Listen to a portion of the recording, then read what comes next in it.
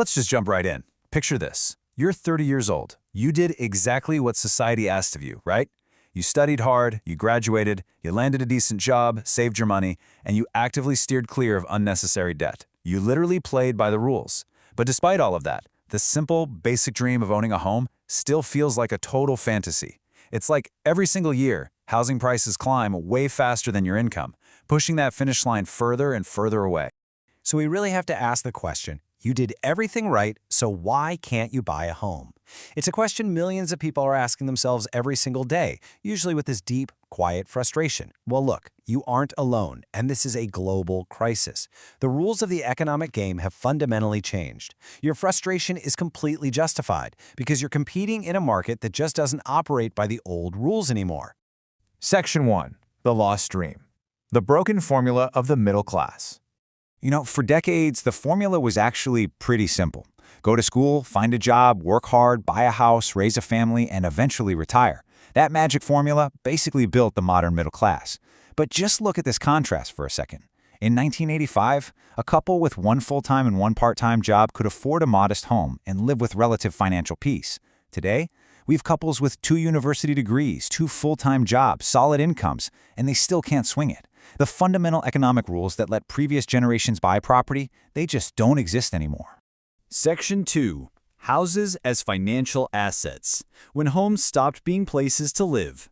We've gone through this massive paradigm shift. At some point, society stopped looking at houses as safe places to raise families and started treating them as primary investment vehicles.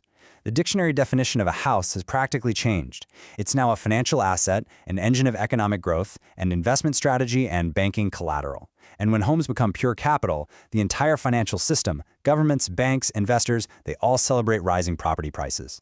The only person left out in the cold is the first-time buyer who just wants a roof over their head. Section 3. The economic mechanics. Money printing, inflation, and the investor invasion. 10 to 15. And no, that's not the number of side hustles you need to survive. That is how many times the average annual salary a normal home costs in major cities today. It's a shocking reality. Mathematically speaking, saving for a home at those multiples is virtually impossible. A young person could work for an entire decade, save absolutely every penny they can, and still not have enough for a down payment on a remarkably average house. This disconnect between wages and assets, it's completely unprecedented. And honestly, the competition is fiercely unbalanced. Think about an ordinary family that spent years saving up for a down payment. They need a mortgage, they require financing, and they have to wait weeks for bank approvals. Now, put them up against a corporate investor. This investor uses billions in institutional funding, pays in pure cash, and closes the deal immediately. Naturally, sellers prefer the cash. So ordinary families are routinely outbid and outmaneuvered by billion-dollar institutions that are just treating residential homes as rental assets. So, how did we actually get here economically? Well, we have to look at the money printing machine. After the 2008 financial crisis, central banks slashed interest rates, which made borrowing incredibly cheap. Then, during the pandemic, governments injected trillions of dollars into the global economy. All this massive liquidity flooded the system. And since the supply of housing is relatively fixed, that tidal wave of money chased a limited number of homes. The unavoidable result? Massive asset inflation and skyrocketing prices. This dynamic triggered one of the most significant yet kinda least discussed events of our time, the Great Wealth Transfer. Rising property values created immense, almost effortless wealth for those who already owned homes. Meanwhile, those relying strictly on salaries and wages felt drastically behind. It turned homeownership into a hard dividing line between the wealthy and the struggling, which fundamentally altered the financial trajectory of millions of people. Section 4. The Rent Trap. Why hard work isn't enough anymore.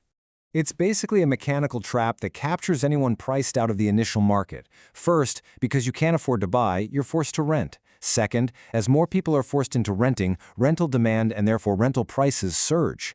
Third, because a massive chunk of your income now goes to rent, your ability to save money drastically decreases. And finally, while you're struggling to save, the required down payments for buying a house just keep growing further out of reach. Housing stops being just an economic issue, it becomes a life-altering crisis. It literally feels like you're on a treadmill that keeps speeding up, and the mechanics of inflation explain exactly why. On one side, the absolute basics, housing, education, healthcare, childcare, are consistently getting more expensive. On the other side, your labor value is largely stagnant, suppressed by broader forces like globalization and automation. No matter how fast you run or how hard you work, a standard salary simply can't keep pace with the hyperinflation of assets. Section 5. The government dilemma. Why they can't just crash the market. Policymakers find themselves in a terrible conflict of interest here. They genuinely want affordable housing for younger generations, but they absolutely dread the catastrophic economic fallout of a property crash. The risks of falling prices are severe. If housing drops, millions of homeowners lose their perceived wealth.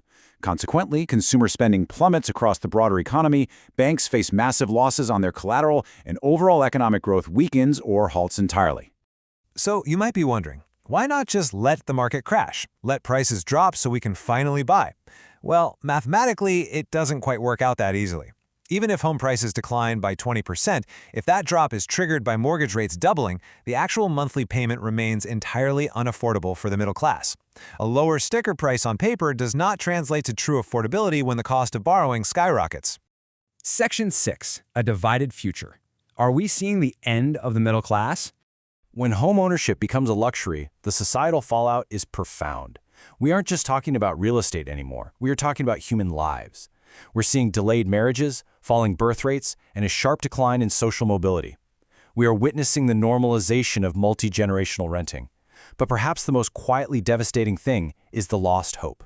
A fundamental optimism about the future is being stripped away from an entire generation, replaced by chronic anxiety and instability. We are rapidly moving toward a reality where society is divided into two very distinct groups. On one side, you have those whose wealth grows automatically, essentially sleepwalking into riches through assets and property. On the other, you have those who work incredibly hard every single day but still struggle just to survive. In this scenario, large corporations act as history's biggest landlords, while an entire generation rents forever. It sounds completely dystopian, but it's arriving. So what do? How do you adapt to this new reality? First things first, and I mean this, do not blame yourself. Your inability to buy a home is the result of massive, systemic, macroeconomic shifts, not a personal failure. Second, focus intensely on increasing your transferable skills and your income, since saving your way to wealth is harder than ever right now. Third, think long-term. Economies evolve and markets do shift. And finally, maintain hope and stay adaptable. Understanding the board is the first step to playing the game. I want to leave you with this final thought. When an entire generation begins to believe that hard work no longer leads to a better life, something much bigger than the housing market begins to break. It is the ultimate cost of a broken economic promise. So as we look toward a future of permanent renters and mega-corporate landlords, we have to ask, how will you adapt your financial playbook when the old rules no longer apply? Thanks for joining this explainer. See you next time.